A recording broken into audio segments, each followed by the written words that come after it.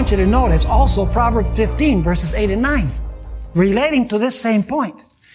The sacrifice of the wicked is an abomination to the Lord. What is wickedness? Wickedness is disobeying God's what? God's law. The sacrifice of the wicked is an abomination to the Lord. So can you sacrifice and still be abominable to the Lord?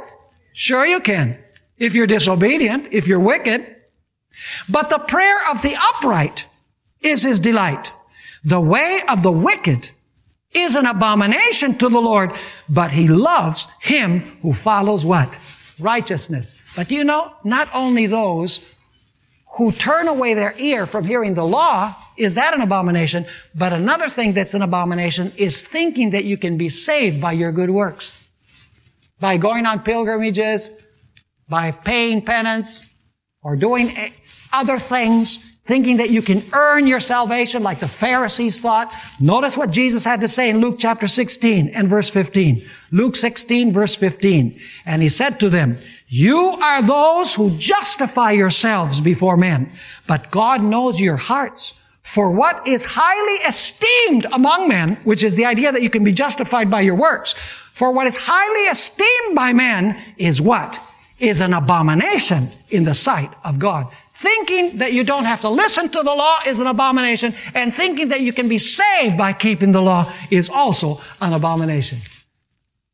So we need to look out for churches who say, well, you know, we don't have to worry about the law as Christians. Jesus kept it. You know, we're under grace. And we turn away our ear from hearing the law. We also have to fear for churches that say that you have to fulfill a whole bunch of requirements in order for God to accept you, in order for you to be saved.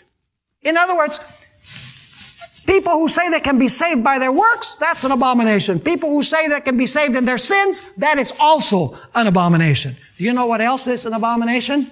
Fornication or adultery. Let me ask you, does the harlot practice fornication? She most certainly does. Is that an abomination in the sight of the Lord, to fornicate with the kings of the earth? For the church to be involved with the political powers of the world? Absolutely. Notice Jeremiah 13, 26 and 27. Jeremiah 13, 26 and 27. Therefore, I will uncover your skirts over your face, that your shame may appear.